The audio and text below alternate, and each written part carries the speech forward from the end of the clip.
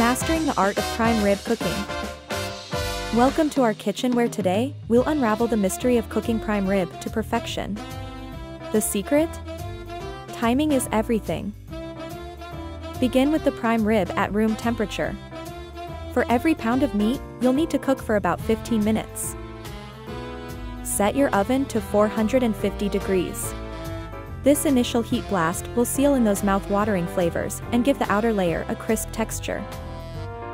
After 15 minutes, reduce the heat to 325 degrees. This slower roasting will ensure your prime rib is tender and juicy.